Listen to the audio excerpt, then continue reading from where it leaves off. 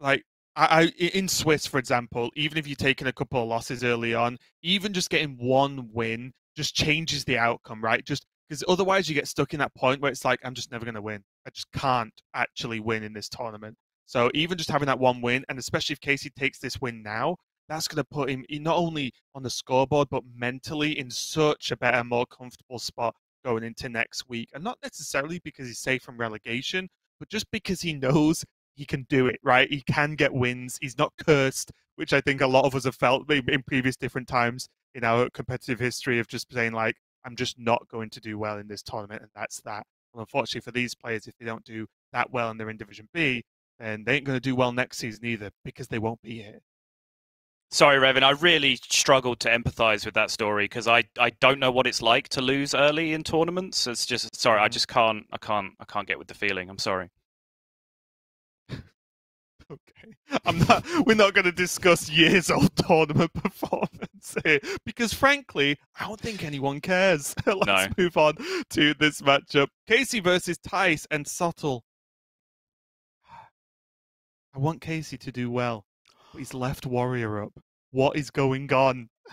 All right.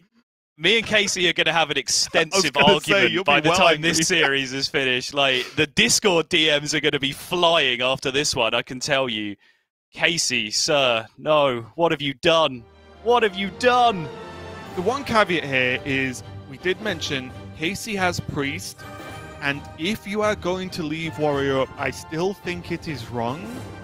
But having Priest, at least there's a logical path that I can follow. I won't agree with it, but I can understand it. My main issue with this is, yeah, okay, Priest might be a decent matchup. You might be able to take the win. What if they don't play their Warrior into your Priest and they play it into any other class that it's just going to stomp and then it's already got its win? That's my issue with it. Yeah, I completely agree. I think Casey's doing a better job here with his pick ban strategy than, say, Zim was in the previous series, because at least he does have that Priest, which is kind of one of the only certified good matchups against Warrior right now. Everything else, some people might think they're favored against Warrior. They're just not. So I think this one makes a little bit more sense, but still, we have not seen any level of success from this strategy. Yes, some of the players have won the series overall, but the Warrior that's being left up is picking up a win almost immediately every single time. And there's also the other facet of this where you're banning Demon Hunter, which actually Demon Hunter in GM, this is something that I don't think gets talked about enough. Demon Hunter in GM is a sub 50% deck, and that's the deck that you're choosing to ban. Yes, I think as well it's where power levels are different, right? Because we have two classes that are very strong. We have Warrior and Demon Hunter right now. And the difference is Warrior is winning even when people are expecting it and playing into it. Demon Hunter, on the other hand, everyone's expecting everyone else to bring Demon Hunter. So there are preparations going into it because they know they're probably leaving it up. They're probably going to have to face it. So we see the value of Frozen Shadow Weavers going in many decks that aren't Demon Hunter, and some other tech choices, and even just stylistic play, making plays that actually purposely set up to beat and deal with the early Demon Hunter game. No one's doing it against Warrior, though. They leave Warrior up, they play it, they lose, whereas if you seem to tech and focus and know how to deal with Demon Hunter, it seems very beatable, even though the class is just factually strong. And that's where your power level goes from like A tier to S tier, right? And that's why Warrior's sitting alone up there, as far as I'm concerned. Yeah, I will say Thijs is playing what Casie would consider to be the acceptable list of Demon Hunter. One of the reasons why I do genuinely love Casie is that he's not afraid to speak his mind and throw some shots around. He recently put out a tweet saying that, various things that some GMs have submitted this week are just a sign that they're not playing the game at all and they need to do better. But Thijs is playing Beaming Psychics in his Demon Hunter, which was one of the targets that Casie was popping off about on Twitter a few days ago. I was about to say, if I look up Thijs' list here and he's playing the Priestess of Fury version, and then Casey's still banning it over Warrior after everything that he said, then I'm just going in. But no, it is the good list. I think the next level I want to see from some of this discussion on social media is just literal tagging players in. here's the list of players I think suck right now. And it's just a list of GMs that aren't bringing the correct lists or whatever. That would be immense. I would literally love that. Like, honestly, that would make me so happy. The level of, like, or the non-level of smack talk in Hearthstone really frustrates me. Like, coming from an FGC background, and I get it, because if you start a beef with someone in the FGC, you're just going to sit down, you're going to play like a first to 10 or a first to 20 or a first to 50 or whatever, and then everyone will accept the result of that series that you just played as, like, you know, squashing the beef or whatever. You can't really do that in Hearthstone because people will still just complain about variants or whatever else, or, you know, you top deck this, Johns, right? You forket this, etc. Like, it just wouldn't resolve anything. So I get it, but come on, just fire some shots. We're all here for it. Everyone knows it's all in good fun. Come on. Yeah, and most importantly, because Sol gets frustrated, there's no one firing shots in the player base. He just fires shots at me all the time. Yeah, because someone has to do it. So give me a break.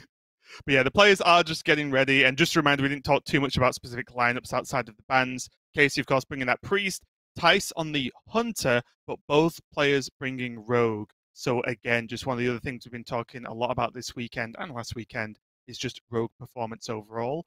And although we might see a mirror, which arguably doesn't count in terms of the win rates and results, we might see some of the other matchups, and we'll continue to see the development of Rogue this week. And then the knock-on effect with not only, you know, Rogue's maybe great performance this week makes people play it again more, but also the nerfs, right? Because as far as I can recall, Rogue is getting touched, the secret package, right? With the stunner. So maybe we see people lean more towards the stealth package, or even just the mixed options that Huntrace has gone for this weekend. Yeah, I mean, Derek was tweeting that he thought the Priestess of Fury nerf might be a buff to Demon Hunter because it means people have to play the right version. Same's true with the Rogue nerfs as far as I'm concerned.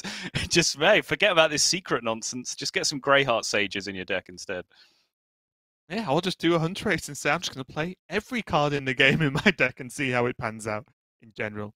I'm not exactly sure what the players are doing with this time, but I do believe they are getting ready to go into the game now. So apologies for the slight delay. You just get to hear me and I'll complain about no warrior ban going on for a little bit longer. But overall, I do think the general builds of the players that we have in this match are pretty solid. Just going to take a quick glance just to double check Thijs' warrior list, because honestly, I don't put too much stock into checking everyone's warrior list because I assume they're just going to be banned. But he is going for the 1 Tolve, 2 eggs, and a little bit crazy to me, 1 Bomb Wrangler list also. Bit of a weird list, definitely non-standard, but I don't... Oh, and no Grom? Is Thijs bringing this list from 2010 or something? That's what it feels like. I now am shocked with this warrior list. I thought it was way more standard. I take it all back. Leaving this deck up makes sense. It sucks. It's built completely wrong. This makes perfect sense. Casie there just adds Thijs to the list. His little notebook is like, Thijs brings the wrong cards to his lineup. Well, I mean, actually, from Casey's perspective, one of the things that was in that tweet I was talking about is saying some people are not playing eggs in Warrior, which is wrong. Whereas that one, Thijs is playing eggs in his Warrior. So based on what Casie tweeted, it at least passes the Casie test up until that point. But yeah, it does look like a very strange list overall. Perhaps just a little bit outdated, or maybe Thijs, you know, does have extensive experience with the Grom list and has just said, nope, I still think this slightly unfashionable now, as Derek was calling it earlier, list is the one for me. Yeah, well, the players are finally ready. Casie doesn't have his hood up. Just something I liked about his play yesterday. but they are ready to go into the game. Rogue for Thijs on the top there. Casie on this Priest, and we start to see one of your favorite matchups of the moment. So yay! Rogue versus the Priest. Yeah, I'm super into this matchup for some reason. I don't know why. No one else seems to be. I do want to point out, though, if we're going to start righting wrongs on social media, someone called Sotol tweeted and made maybe a suggestion that other casters don't agree with what's favored. I don't think I've ever disagreed with you. No, that's not you. No, that is not okay. You. That is not because you. When you say other casters, it is always seemingly me. No, that's not true. If I'm going to fire shots at you, I will at you in that tweet. Like, don't you worry about it. It'll very I just clearly want to say, be about so you. I put it out there. This matchup does intrigue me, but I am with you in terms of the favoredness. Yeah. Kicking it off, though, Casie just having access to the early invoke looks pretty nice, and I do wonder again, due to not only hand size, which is something that players do have to consider pretty early on with Priest in this Rogue matchup, because although it's not the Priest mirror, I think it's similar in terms of how late game it can go. I do it just gets wonder grindy, if this Apotheosis is just going to be tempoed. Maybe not now because of the Zul drawn, of course, but in general, in case you have thought, almost why not Apotheosis? Yeah, the secret coming down was a little bit scary there because you don't want to just feed your opponent the Dirty Tricks curve and then just give their Dirty Tricks cards and then give them a curve that they didn't necessarily have already.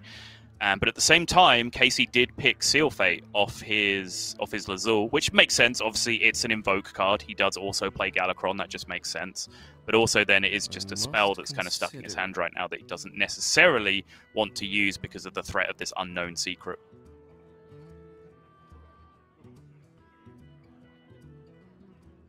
The problem is, though, is worrying about Dirty Tricks potentially just making Casey's game plan worse here if he tries to play around it? Because all his hand says, you know, you really do want to start casting some spells soon. Like to play with fire? This turn at least, I don't mind the Pyromancer. There's not often great uses for this card, although Rogue does play a lot of lackeys, they're not really your #1 priority for kill. But it does remove the Apotheosis Pyromancer turn, which can, regardless of whether it clears the board, it can heal for a lot if the board is full. Yeah. Oh, up to no good? Me too. Imagine Faceless and Rush Lackey is going to be the combination here. Playing a Faceless Lackey into a Pyromancer and then leaving it there seems a bit counterintuitive. Yep, there we go.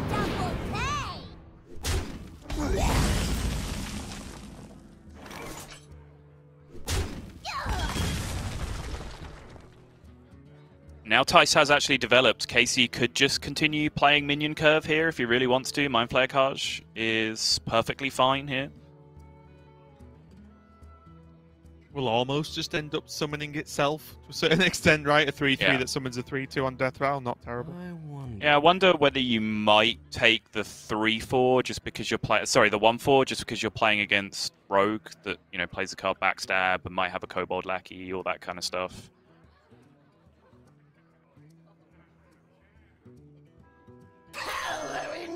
Okay. Playing the Casey's just going to go. It's time to play. Yeah, start casting some spells. Fair enough.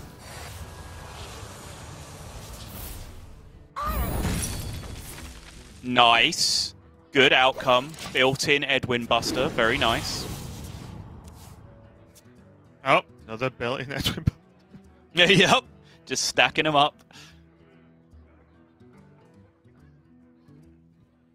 Aeon Reaver's just so nice, though, because how often do you get to, like, tempo swing against an Edwin Van Cleef, right? That just does not happen very often. And also, as well, side benefit, just, this Priest deck does not run a lot of dragons, but does run Breath of the Infinite, which means just an extra procker for Breath of the Infinite seems fine as well. True.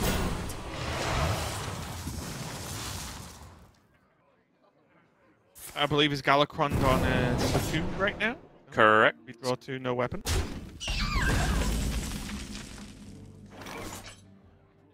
And I do wonder how in-depth all of these players have gone into, say, the Rogue and Priest matchup, because it is so funky. I remember we've discussed in the past about certain Control Warrior testing.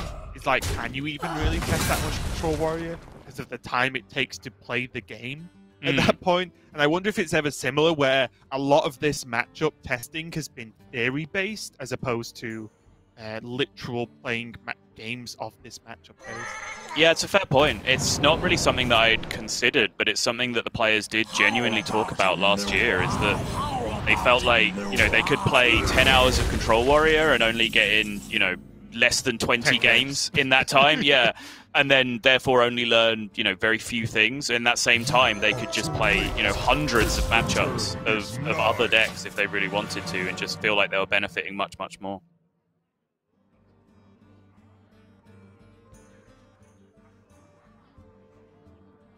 Winged Guardian is such a house. Like, every matchup you get this off Pharaoh Cat, it just feels like, well, how do they kill it? So many options. a lot of the time it's just like, wait, soul mirroring, get their own. Wait, what? Yeah. And now after the Kronks has come down, Thijs has to think about the threat of Galakron as well, which he certainly won't want to be feeding his Wing Guardian to the Galakron anytime soon. Right. So many options. I think now, though, we're at branching path time, where Thijs does have to... He probably already has for him, but for us, really start to just kick in this decision-making of how he wants this game of Hearthstone. Right? What is the plan? Does he want to try and be aggressive, just play for the board and try and just kill Casie? Does he think he can go slow? I think with that just Tog 2-1, we could get some extra information here. That he doesn't really think generating extra minion bases of, say, Crown, or even trying to Shadow Step Tog is the right way. Yeah. We might even be seeing a holding off some front center.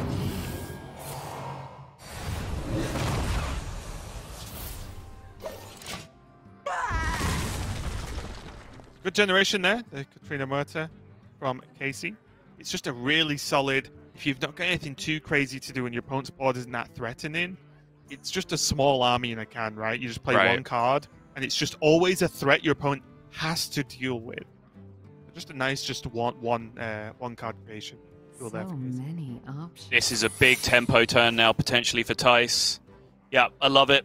Get rid of this Kaj with the Blackjack Stunner, most likely at the end of all this, but make room for his wand cards.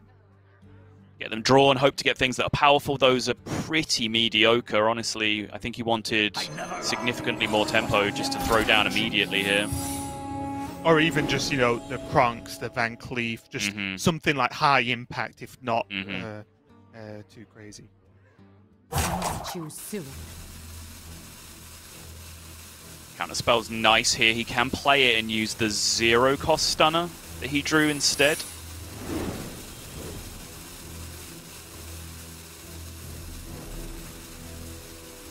Don't let the door hit you. Yeah, it could have been bigger on tempo, but it was still pretty decent. I'm actually wondering about the counterspell. Feels a good choice. I will act as your scapegoat.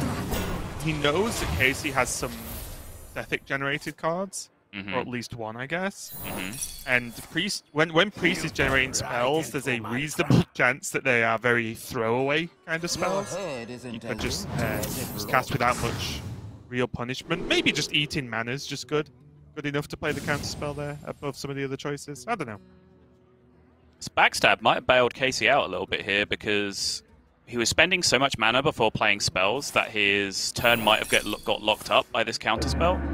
Because otherwise, if he didn't get that additional spell, he couldn't do both of these things, right? Silencing the Shadow Jeweler and penancing the poisonous minion. Yep, the silence would have been the thing that had the counterspell, probably. Or at least, yeah, Casie would have to make a choice one way or the other. But yeah, this looked pretty nice overall.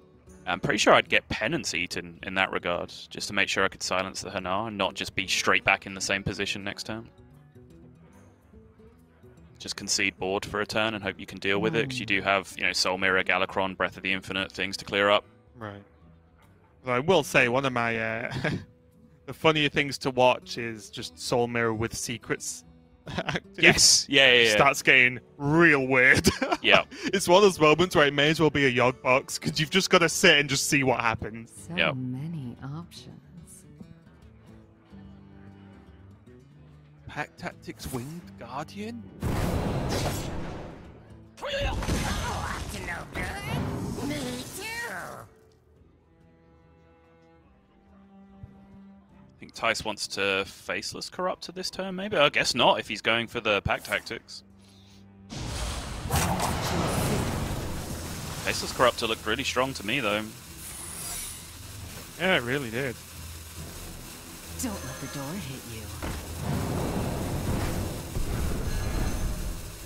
He's going to go Stunner instead, which is also fine. Like, I'm okay as long as he's making tempo plays, because I really do think that is the goal for the Rogue in this matchup.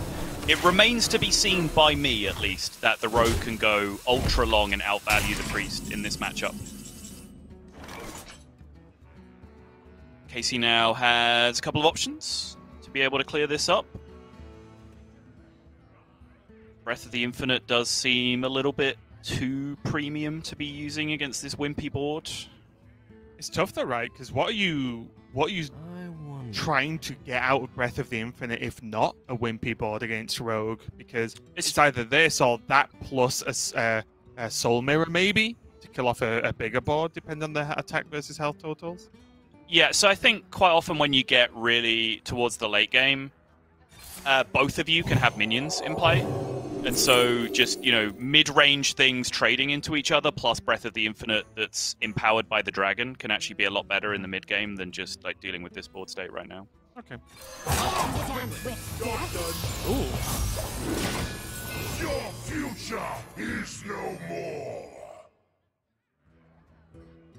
This is what I was thinking, is that like Casie can just choose to blow right past this if he really wants to, because, you know, both Blackjack Stunners are technically used. They're just right here on the board. That does mean that Shadow Step is live for Thijs, but... Okay. You know, like, that's probably the response, right? From Casie. And this is what I meant earlier about Katrina Mertes. Just, if it's not that threatening, you kind of just want something to tide over a turn. It's a great card, because Thijs has to respect it. You can't just leave it up. Right. One of those cards that, you know, we've sort of said a lot in the past, where it's like it's almost just got taunt because it just has to be killed. It looks like it's going to pull the flick here for Thijs. Which is also pretty nice as well, because Casey's not super deep into the pre-card generation. It's unlikely he has more than one right now, whereas Flick isn't targeting a card that's actually in your deck to kill two of them. So just taking off a generated sort of solo card is probably a bit of a win for Casie as well. Yeah, that's a good point.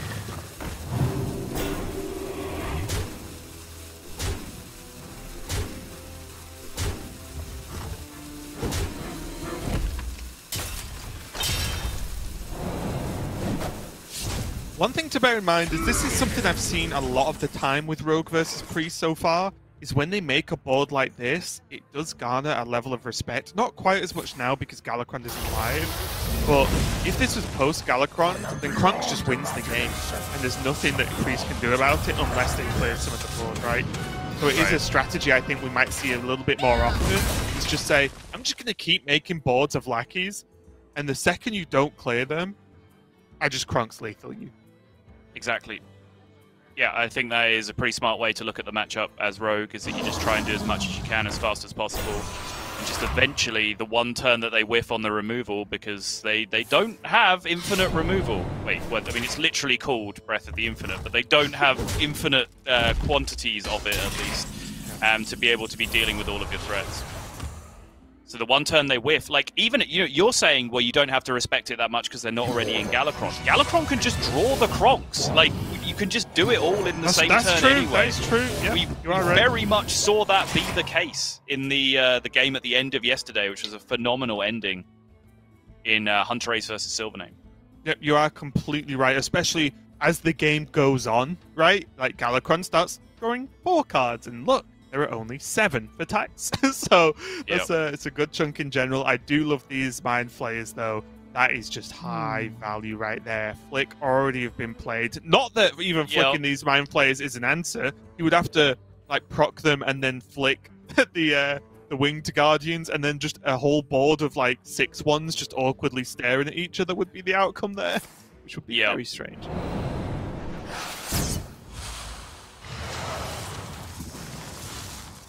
Is this the turn for... I don't really see Thijs' plan. Yeah, and I'm curious about the Winged Guardian itself, if Thijs didn't have a good plan for this eventuality, because Thijs knows a lot of key information right now. He knows his Blackjack Stunners are gone, he knows his Flick is gone. He also knows that he put a Kaj back in his opponent's hand, so he knows that at least one of these is already in there. So it feels like something that he did need to have considered and covered from his side, and I'm not necessarily sure that he did. Yeah, that looked like a lot of resources to put into killing that there, and I do wonder if Thijs should have almost ignored them. The Soul Mirror is pretty great.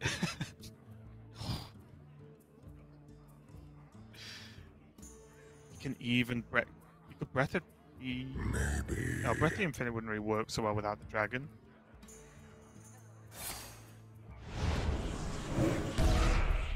Okay. There goes the pack tactics. Oh, jeez. So now the Soul Mirror, yes? Maybe? Okay. I like this. This makes sense to me.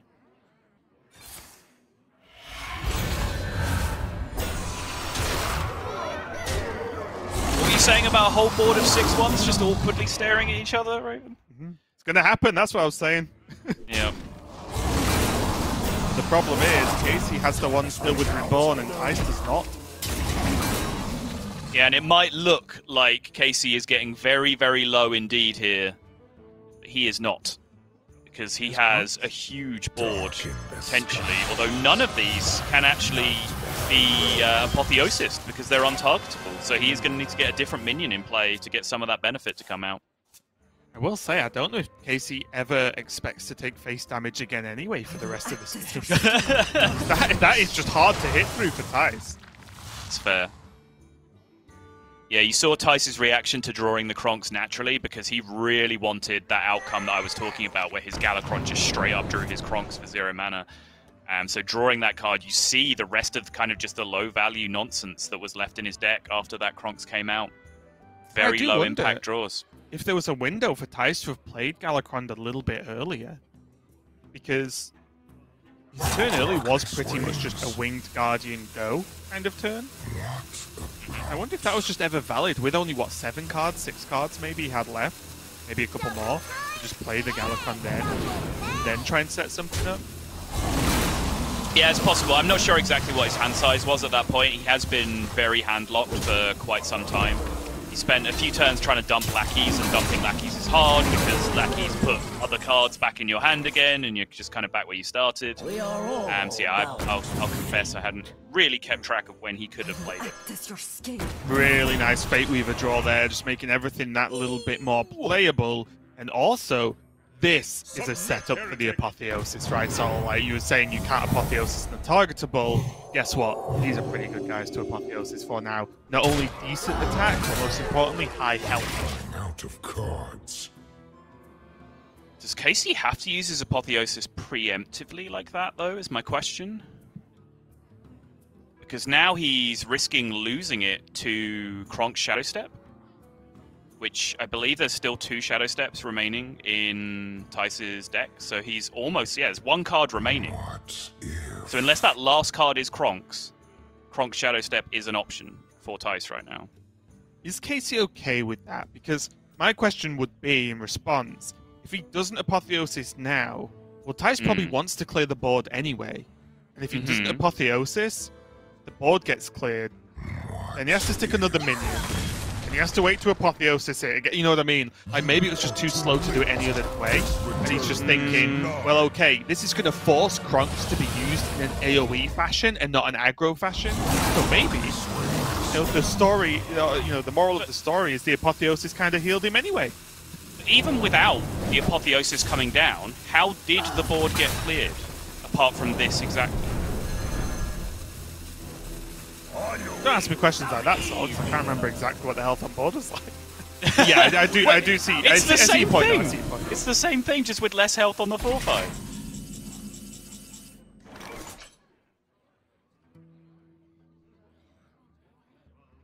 So he would have saved the Eviscerate then? And the outcome would have looked like this?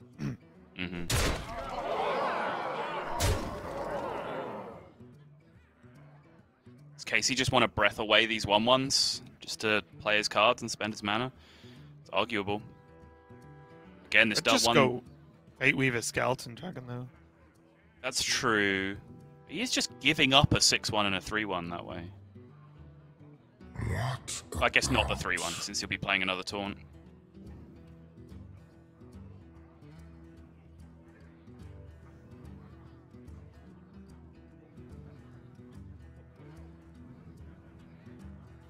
I actually very much like that as a Deathwing and having Thijs and just this 1 mana Shadow Word Death ready for Case. Yeah. It's gonna hurt if Thijs ends up playing that as like his final stretch win, and then Case just goes me with the Shadow Word Death. Yeah, the problem Casie might have though is that there's an Edwin, an Alexstrasza, and a Deathwing that all might need dealing with. And currently, no real way to deal with them all if they are able to be played. But Thijs is facing bigger problems right now, is that he is at functionally 5 with taking 1 fatigue next turn. There's a ton of damage on board staring him down. Yeah, and I'm just trying to look, for example, Crunk's AoE, but that leaves a 3-1 on board. Thijs cannot trade without healing because the fatigue will kill him. Not necessarily next turn, but just in general. Maybe that's the turn the risk he has to take, and then Alex turn out. Right. Yeah, the Alex could be the big kicker here, because again, this might just get the Shadow of Death out of Casie's hand. Which means Thijs can survive 1 tick of fatigue, then Alex Straza himself, and then maybe that 8-8 is enough to carry. So there's also going to be an Edwin coming down this turn, I think. So he's not going to play Bone Raid? No. I think you Edwin this turn, right? Pretty sure. I was wondering whether you could the Bone Raid and rush that in 3-1 to have a taunt and the minion kill. The Brotherhood shall come. That Shadow Step on the Kronks. Okay, interesting. I know I'm staring at the hand and I know there's only 1 removal option, but I was kind of interested in just having both of the 2 big threats remaining on the board. Especially because if Casie plays just like a taunt minion here, then you're going to activate Ambush. Which, in this case, is phenomenal for Casie because of the Shadow Madness. Oh my goodness, that Shadow Madness draw is absurd. And honestly, did Thijs have to play Ambush? Was Edwin just fine as a 10-10? So, I think the Ambush was good if he was leaving power on board, because then he's just setting up his own counter-lethal, just with Ambush through your taunt and smash you in the face with all of my minions and my weapon. And that way all of this fatigue stuff and Alex Strazering myself, like I can just skip all that because I kill you. But in that world where he was stepping the power back off the board, maybe not. Yeah, it was I did say one yesterday, big I minion. think. I did say yesterday, I think, or maybe it was Friday, that like Shadow Madness is just the #1 card that gets you against Priest. Like if you just slip against Shadow Madness once, it can be so much more game-ending than any other card. And the problem is here, and it's almost just an age-old problem of if you Alex yourself, yes, you are not dead, but you often just get hit back, right? Oh, the mirrors on death! Mirrors on death! Oh my god, that's so sick. Oh, Casie, look at that straight away. Casie wobbling the head, dancing to the music, even drew an extra death off the top. Mirrors on. Yeah. Death your opponent's 12-12, and then death your own 12-12 as well. Strict misplay if you don't do this. Oh, Casie, come on.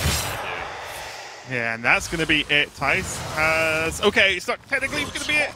That's going to be it. One faceless lackey often does not face down a Deathwing too well, never mind the Mirror's End as well. Casie takes game #1 and a victory to the Priest. That's a crazy game, honestly.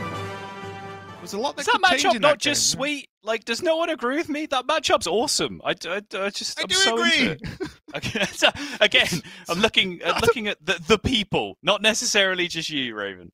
Untrue. I'm looking at the screen with your face on it, and you look like you're looking right at me now. So I think that was aimed directly at me, Sol. But no, I agree. That game and the matchup in general is still interesting. I think there's a lot to break down into how it needs to be approached. But honestly, just that game specifically, both players had a lot to do and a lot of different options, which I think does add to it, right? And even for Thijs there was, of course, just the ambush with interaction of Shadow Madness. But there was even plays earlier. Could he have got Galakron down earlier to just draw more cards, make it more likely he could have got hold of the Krunks, and then try and pressure out with just that big sort of value/burst effect that Galakron draw 4 has?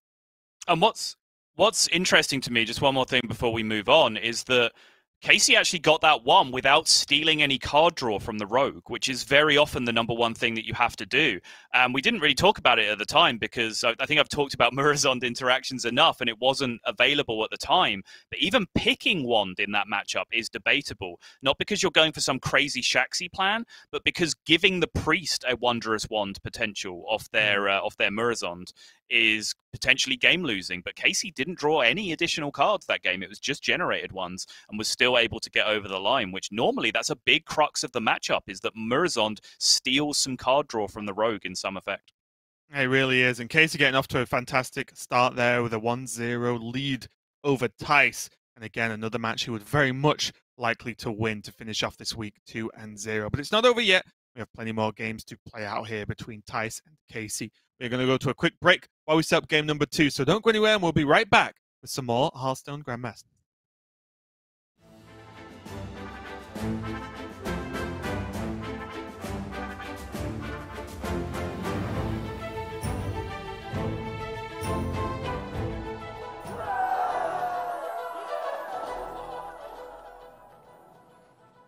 Language Hacker, thank you so much for joining us today. Well, Subtle, thank you for having me. Oh, no, the pleasure is mine. I assure you, Subtle, the pleasure is all mine. Would you like to have a seat? Yeah, sure. After you, of course. Oh, no, you're the guest. You sit. I don't think I can. I need you to sit down, Subtle. Okay. No, really, Subtle, please just sit down. Okay, together. 3, 2, 1, sit. Okay. 3. On sit or on one? We go 3, 2, 1, sit on 0. Okay. 3, 2, 1, sit. Damn it. 1-0 to me, hi. Actually, before we get started, do you want a bottle of water or anything I can get for you? No, thank you, but I actually did just make you some hot tea. I know it's your favorite. Oh, thank you so much. I mean, it's good, but you forgot the lemon. Don't forget the lemon. Damn, this guy's good. I gotta focus. How's Grace? Oh, she's great. Thanks for asking. How does he know my wife's name? And Kupo and Shinx? And how on earth does he know the names of my cats? Oh, they're good. That's incredible. You don't forget anything, do you? Well, Subtle, we Canadians like to remember things about our friends. That's so sweet. I don't know what to say. Wow. I didn't even realize we were friends. You don't have to say anything, Subtle. I'm just happy to be here with my 4th favorite caster. Wow, what a guy. Wait, 4th? What the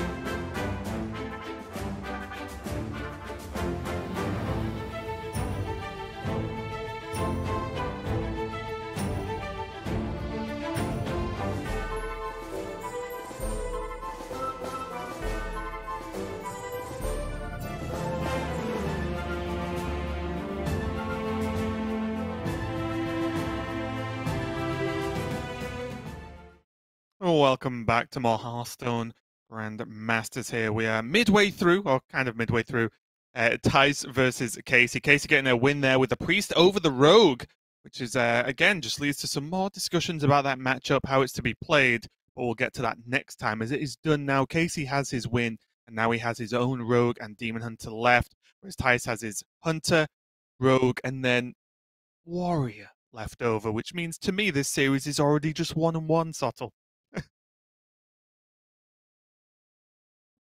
Sorry, I was muted there for a second. I kind of went the other way around as we were talking about how the Warrior could just pick up a win without queuing into your Priest. Well, the Priest picked up a win without queuing into the Warrior.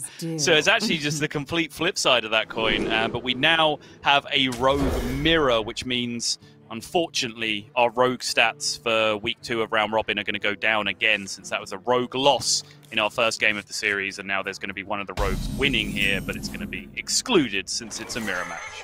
Mwahahaha. Let's get into it. Thijs going to be on the secret style 2 of Rogue as the package of choice there. Nothing too crazy really sticks out. The 1 Eviscerate, 0 Devoted Maniacs, which I'm sure you'll be excited about, Sottle.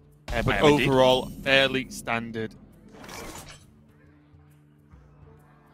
On the other hand, for Casie, he's also running the secret package. It was just the 1 Faceless Corruptor and 1 Devoted Maniac, so minus points for Casie, if that's the way you think. But again, I think this is just going to be a straight-up secret Rogue matchup.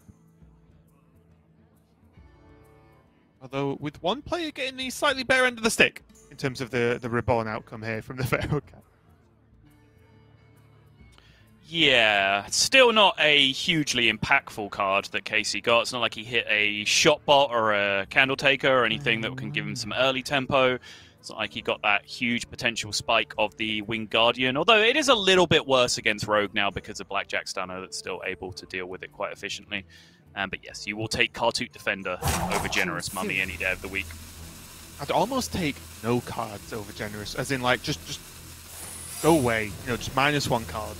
A lot of the time for Generous Mummy, because it either gets played at some point, which is just a scary moment regardless, or it sits in your hand and takes up a space, which is also a little bit frustrating, especially that these Rogue Mirrors do tend to go a little bit into the later, more value-based game. Casie not messing around with the fear of dirty tricks whatsoever, just instantly rips the Seal Fate to the face after the secret gets played from Thijs.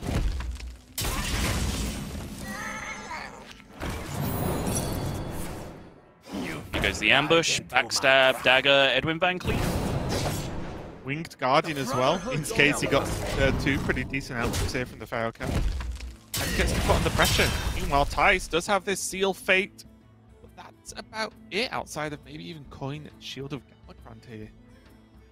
Yeah, no Blackjack's Stunner, which is a big part of the reason why the secret was played on curve, I'm sure. Otherwise, you do like to save it for tempo swings with the Stunner in this matchup.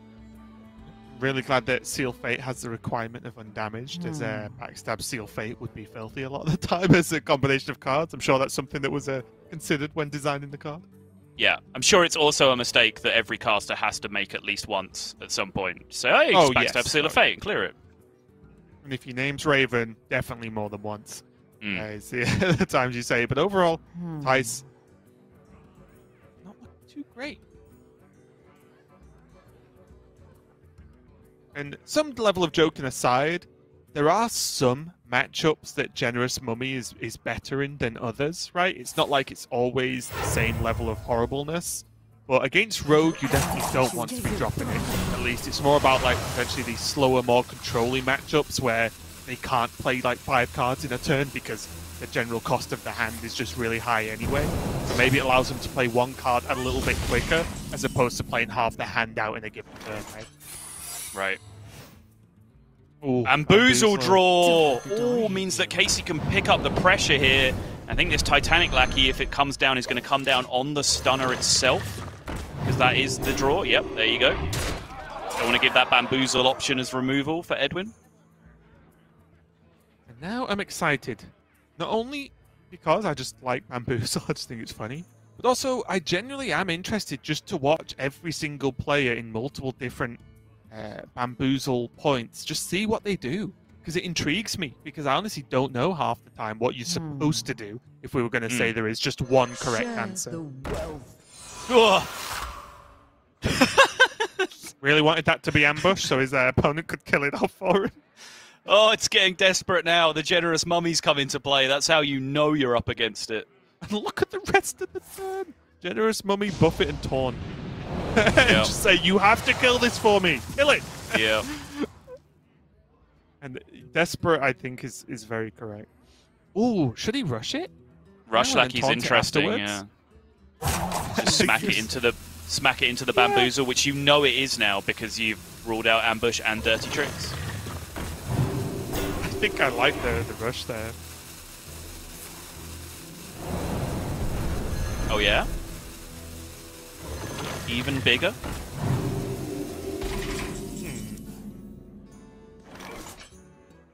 Faceless Corruptor will deal with this just fine.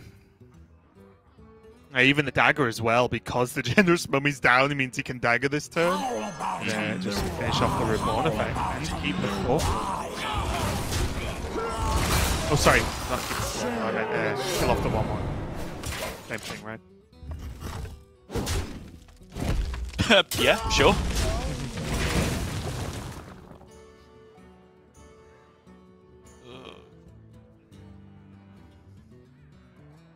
I mean, Thijs' options are Seal Fate, which does basically nothing, a Secret, which does basically nothing, or a 6-mana 6/6 that does nothing. Tempo Krugs, it technically challenges the Van Cleef.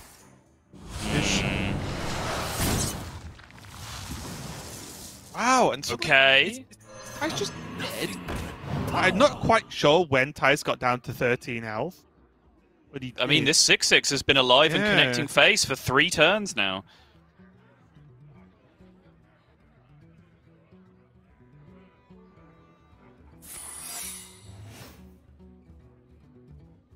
Thijs dropping the bamboozle of his own.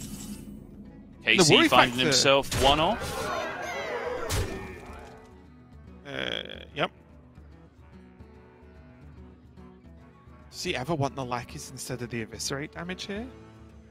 Nah, he wants a big thing. And honestly, I think you do have to just stare at that rush lackey being in hand here for Thijs. Maybe he could have actually overcome this.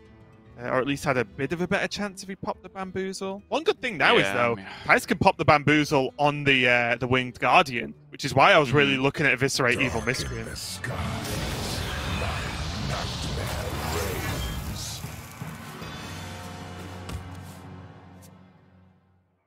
Wow. Those are nothing. That's a 10 drop. Alright, it's low power at least. So he's got that going for him, but he's still just very dead on board. That's it, isn't it? And that's just going to be game number 2, going to Casie. Now going up 2-0 against Thijs. Going to be feeling pretty good. And again, just a fairly straightforward game, at least from Casie's side of the board, whereas Thijs, not only with that awful generous mummy to try and make work, but also he just never really got going, right? There was never really the good plan, the good aggression, or most of all, the answer to an Edwin Van Cleef. And not the biggest Van Cleef we've ever seen, but a 6/6 is big enough if it just never dies, right? Yeah, no Blackjack Stunner. That's the big one, right? There's a reason why that's one of the cards that's getting nerfed out of the secret package. You know, even I, who will, sing the praises of Greyheart Sage as much as possible, will accept that Blackjack Stunner, for me, is the reason why you want to play that version of the deck, because it's such an absurdly good card, especially when it's sitting in the class that has Shadow Step available, which means you can essentially just remove an entire board for 1 mana, since it's free off all the subsequent Shadow Steps. So it's just an insane option. And you saw Thijs just continuously pick up secrets, but nothing to pay them off. And that's honestly just my big problem with the version of the deck. I think if you're just playing secrets and you don't get the payoff cards with them, which is only 3 copies of 2 different cards in your deck, then you're going to really struggle to get anything done, because the secrets can get picked apart quite effectively. Yeah, I will say I am of the opinion that even post nerf, Blackjack and Secret Package isn't going anywhere. Just because, although yes, is factually worse, just a 1 mana go away that, as you mentioned, is Shadow Steppable. It isn't Sap, which is 2 mana get back in hand with no increase. That's a spell. You use it, it's gone. This is Shadow Steppable and a minion that can trade, and it works well with Bamboozle if you just use it with Bamboozle to activate it, and then it evolves if it's traded into. I think just the synergy makes it worthwhile and will continue to do so going forward, even though it only increases the cost by 1 and not 2 after the patch this week. But still, Casie only has his Demon Hunter to take a win with against Thijs' full lineup, and we'll just have to see, because I just keep viewing this matchup in my mind of Thijs has already got a game somewhere because he has Warrior. We might even see it this game coming up, but is whether Demon Hunter can take a win versus Rogue and Hunter, and I think Demon Hunter is very, very capable of doing that. So Casie looking fantastic to take the series and take a 2-0 this week, as far as I'm concerned, at least. Yeah, I mean, and it's not like Demon Hunter Warrior is a free win for Warrior. I think it is a good matchup for Warrior. I think it's one of the big reasons why Warrior even appeared in the first place and really gained popularity in the first place, is because Ladder was so infested with Demon Hunters, and then the Warriors could prey on them a little bit. But it's still very winnable for Demon Hunter, even if that is the match that comes up now. Yeah, we'll see what Thijs is going to choose into. Obviously, in terms of Thijs winning the series, it doesn't overly matter what he queues. He has to win with every one of his classes, as this is Conquest in round robin. We are sticking to just 4-deck Conquest for the foreseeable future until the end of Season 1. And then who knows what's going to happen in Season 2. We'll have to wait and see for that one. There's a spicy format's going to kick out there, but let's get into it. It is going to be the Warrior for Thijs. Going up against the Demon Hunter for Casie. Only one win required for Casie on this Demon Hunter. Yeah, full mulligan from Casie. Shadow Weaver is obviously good in the matchup, but it was in the outcast position, which means it could potentially block other outcast effects for a few turns until you find the right usage for it. And then Sigil Runner, of course, is the outcast card, but it was in the wrong position in the hand, so he didn't want to keep that either. So yeah, just goes with the full mulligan, but he honestly whiffs really hard on his mulligan and continues to do so. Here are all the bad cards at the start of the game, i.e. 4 cost and above. I think Casie now just giggling to himself, like, oh, come on, I'm going to get roasted for leaving Warrior up now, and this is absolutely not my fault. Look at my hand. You know it, Casie. You know it. I cannot wait. Just behind on board on turn 3. It's not good. Does have Overseer and Twin Slice now, so he can do something, but then even hold the second slice for the Glade Bound Adept. So Casie does have some muscle. It's just that Thijs does have his Ankar, 2 Warmaul challenges, a Rampage, and an Inner Rage here. So there is a lot here for Thijs in terms of just the cards he wants in the early game. Surprise 110. I challenge you to Mascara! Yep, Casie knows. I think his fate is resigned this game. All I see is weakness!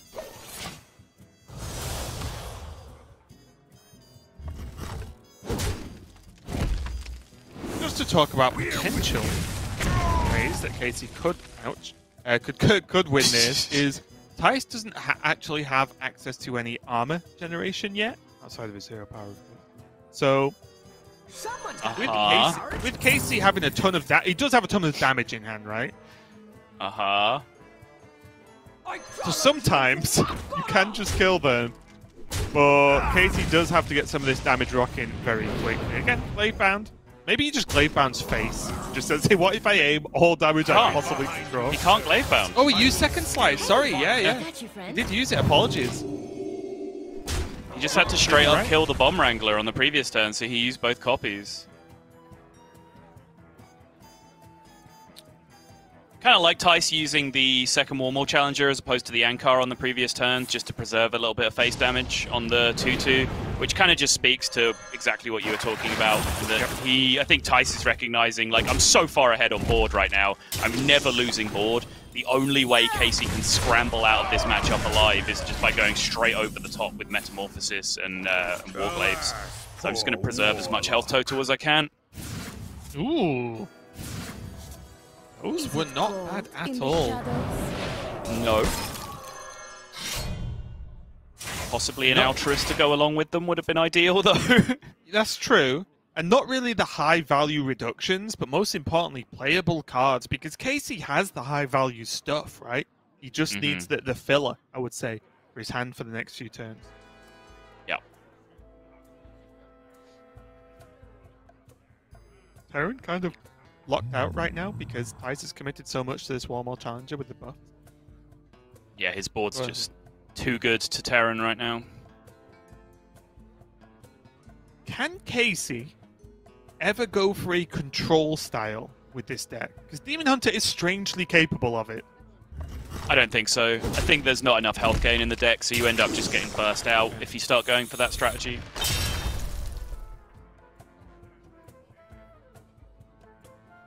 Yeah, I think maximum cards need to be drawn this turn. This Thijs might just need some kind of contingency plan. I was just thinking, right, because Metamorphosis can get towards killing this Warmaul Challenger. That's the only real threat that's on the board in terms of actually just killing Casie.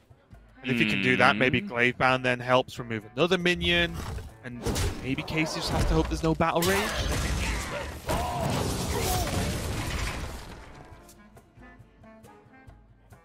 I mean, look at the damage already, though, right? Look at the non-interactable damage that's stacking up from Thijs, though, right? It can't be beaten, I don't think. Thijs isn't running Grom Subtle. I know, but there's not only is there no health gain outside of Life Beam in Demon Hunter, there's no taunt either. So like, you just never get to put up the wall. Love some of your naming conventions. Now it's just Life Beam. Did I say Life Beam? Yeah. I attack you with my beam of life. Oh, it's great. Keep it up, Tom. I'm doing this.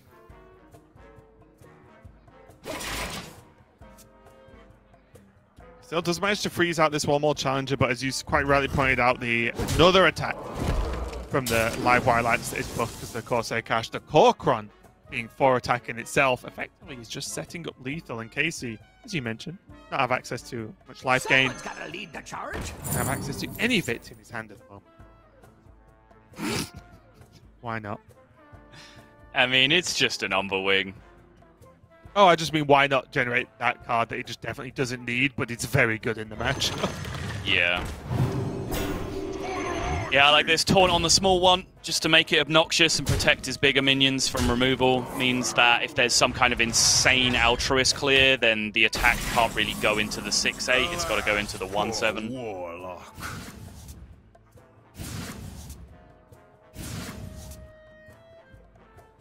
Doesn't look like it's going to cut it to me. Thijs literally just needs to be able to push 1 damage next turn. As his weapon's already got to do 3. No way to taunt here for Casie. No more freezes left.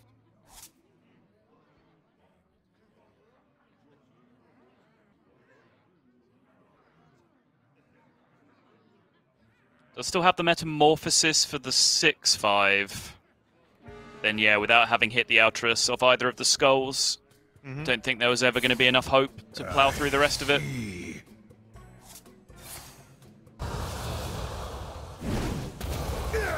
The honourable way to end the game there as Casie just drops the Metamorphosis hero power on himself.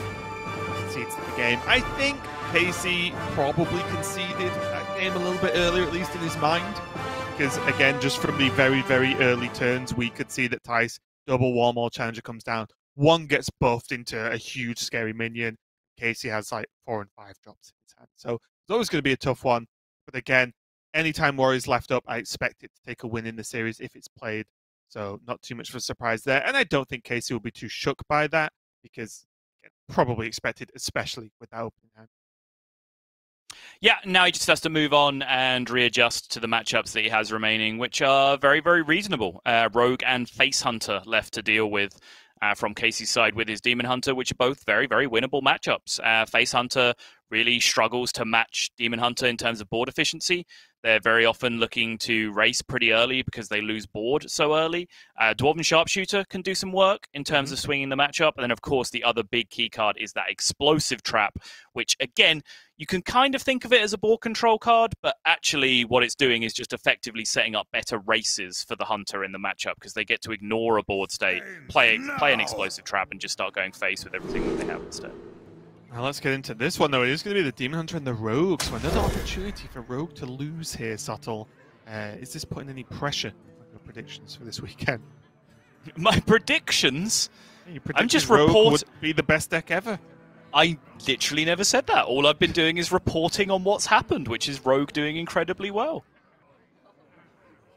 We'll see.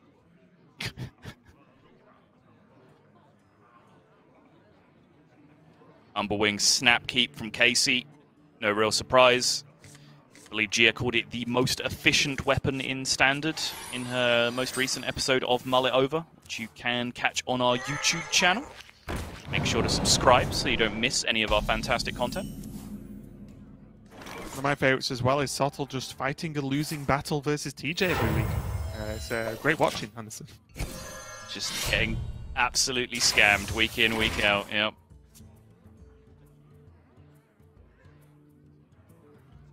What did you think of the? I believe Thijs kept Van Cleef in his opening hand there.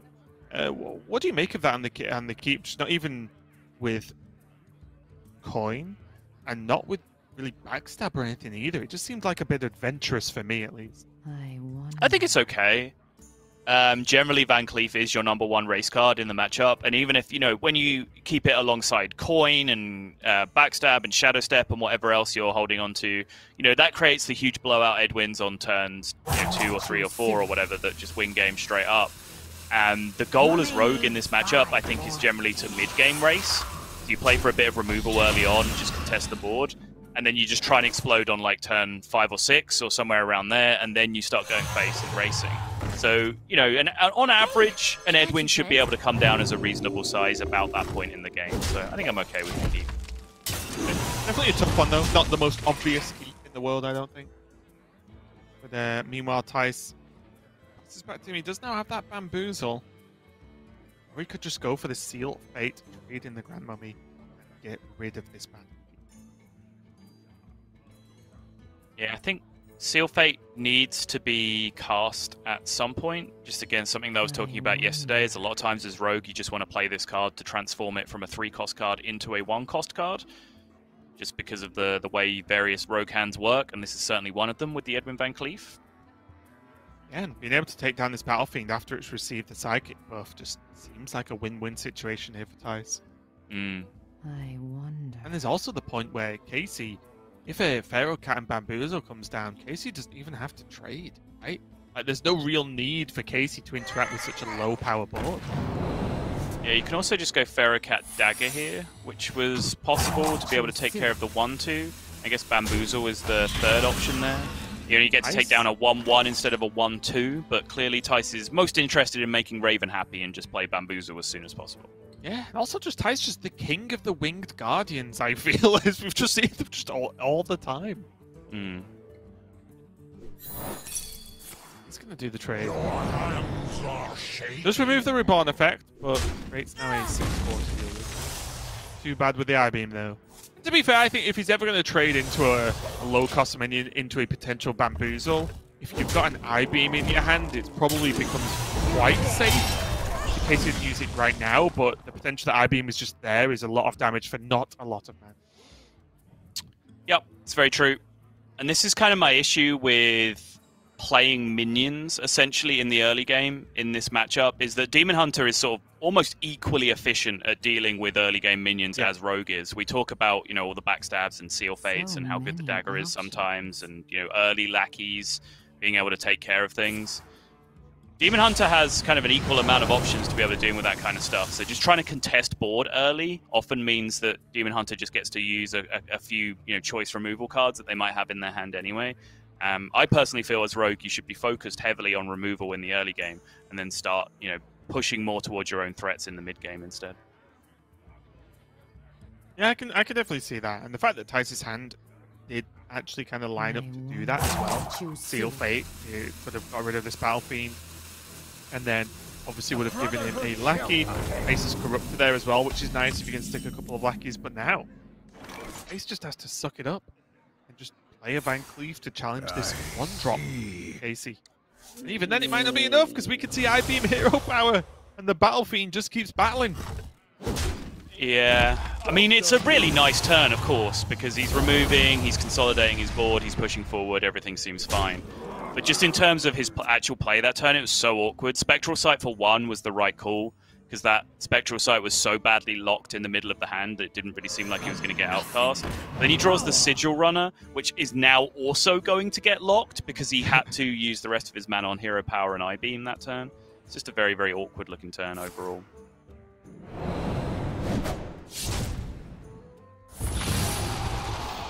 Finally, the Battle Fiend goes down, but it paid for itself, I think, quite a lot there. Soaking up not only a lot of damage, stealing a lot as well. Casie will be able to drop this Kane Sunfury, and with the Battle Mage off the top there, nice little option to just fill out the rest of his hand, the rest of his turn. Was Battle Mage in play better than hero powering the minion and pushing 3 to face with the Kane instead? I think when you can see Thijs is scrambling to actually put any threats on board, I think it's fine. He's probably better. Okay. Just seen an eviscerate as well. So what's actually going to deal for? Obviously this, but that's fine. Oh, the damage. Use the left one for sure, so you unlock your Skull of Gul'dan options. Yeah, speaking of awkward turns, Thijs had one on the previous turn as well, because he had to go Lackey into a Vis to be able to remove the Battle Fiend, which was just representing way too much damage. But that left him without the Faceless Corruptor target for the next turn on 6, which he could have just gone Lackey, Faceless Corruptor, had a huge board swing. Didn't have that option either. Now, is Winged Guardian going to be good enough to dig Thijs out of this one? We can see this is the sickest flick in the world. And Thijs is going to get the good news as well. Yes, it There's is. one on the board and one out of the hand. Yeah, there you go. Look at Thijs' response. He's like, oh, okay. That might have just saved me. Alas, poor warlock. Okay, Metamorphosis is huge, though. Altruist cheapened is huge as well. Oh my goodness. Is that just lethal over 2 from here? If I was Casie, I just wouldn't even have played the Sigil Runner that turn. I would be like, I'm really going to go off next turn. Just guarantee it. Not that I'm saying this is wrong, but just the fact that Altruist is reduced is absolutely huge here for Casie. Look at what he can do. He can even use the Metamorphosis hero power next turn. So, Thijs cannot survive. I can tell you that much. But can he race? That's the question. No, that was just going to be the sentence. So, Thijs is dead. That's just full stop. Nope. Well, Casie does have to get through this Winged Guardian, right? But he does have a reasonable set of tools for the job.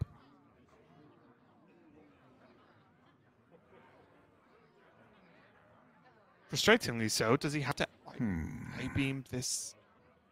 Oh, he actually can't, right? No. He doesn't have a target for I-beam. He can just I-beam his own. He can just I-beam his own Sigil Runner. Okay, he doesn't have a good target. Yeah, amend or my his statement own- to be correct. He can I-beam his own Battle Mage if he wants the Sigil Runner to attack him. Which he probably does, right? Or he can just not I-beam.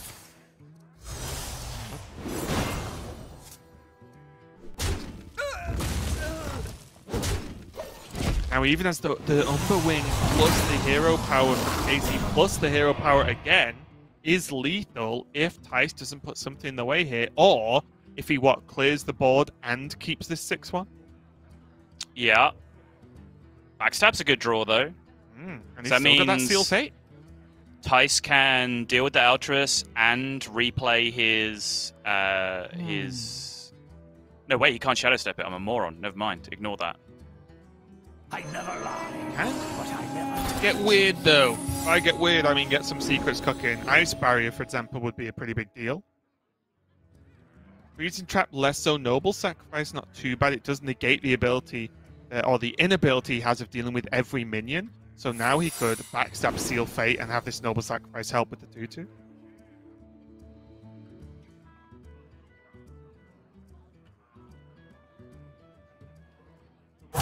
Choose soon. I think so, yeah. It's the most disruptive to the board. Redemption is huge.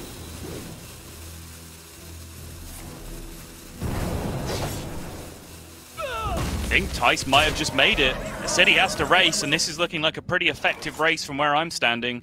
Wait, is that... Casie can I-beam to get the Can. health he needs to be able to attack. However, this is just coming back in full with Redemption. I was wondering if there's ever a world where he hero powers down the Hanar. The 2-1's going to come back though with Redemption. The 2-1's going to come back. Yeah, you're absolutely right. You are absolutely right. Trap. Right, so this is... There's the Redemption. Right. There we Very go. nicely done from Casie. That was an easy trap to Yep. fall into there, not playing around that Redemption. He did it very, very nicely, and that means the hero power and the Warglaives are going to get over the line. And again, see what it means from Casie. This is exactly the week that he needed. after his woes in the week 1 of round robin, and he's done exactly what he needed to do and got himself back up to a 50-50 record. Yeah, and just look at that, honestly. What a difference a weekend makes, really, because going into this weekend, we saw Casey's tweets as well. He's feeling pretty bad about everything, not feeling great at all, a bit worried and nervous. But now 2-0 this weekend, exactly what the doctor ordered in terms for Casie here, because he's just so much safer now. He's at a 2-2 score, which is a world apart from where he would have been if he took even just one loss, but maybe even 2 losses this weekend. He's gone from the bottom to, honestly, the middle. And that doesn't sound like a great improvement, but it really, really is when we're talking about Division B here. It's a huge improvement. Started from the bottom, now we hear doesn't have the same ring to it when you're just sat in the middle. Like that's just not really a brag, is it? Don't think Casie cares right now, because No, that fair is enough. massive for him, taking the win over Thijs. And again, just that final turn was just very well just broken down, because yes, a noble sacrifice normally would get redemption because it dies when you attack in, but it doesn't because of the freezing trap. And then Casie managed to get the eye beam for the 2-1 and open up the turn with the help of the Warglaive. So fantastic, just little end of the game there. Let's take a look at the schedule and see where we are up to so far with today's Grandmaster Day. You just have finished off match number 2 there for Casie, take it 3-1 over Thijs. Boston obviously got a much needed win for himself over Zim. Now we've got the old Hunter race, the old Casper up next versus Jarle. What's no doubt going to be a pretty spicy one, because there's that rogue to judge, or to continue judging, Zottel, for match number 3. Yeah, I think fair to say that it struggled yesterday. Huntrace's particular build of Rogue is a little bit off the wall. He's built it very differently. I did talk to him about it in Twitter DMs, and he said that he didn't really have any particular matchup in mind. He was just kind of looking at Rogue and wondering how you could build it differently, just to pick up maybe some percentage across the board and just refine the deck a little bit, which is what he's known for, right? Especially in GM, is sort of perfecting these builds of the deck that then become the standard for everyone else. But we'll get more into the fine details of his build of Rogue if and when it comes down to it. But I think it is safe to say that was the deck he was struggling with yesterday, as everything else was fairly straightforward for him. It is, yeah. Then we, of course,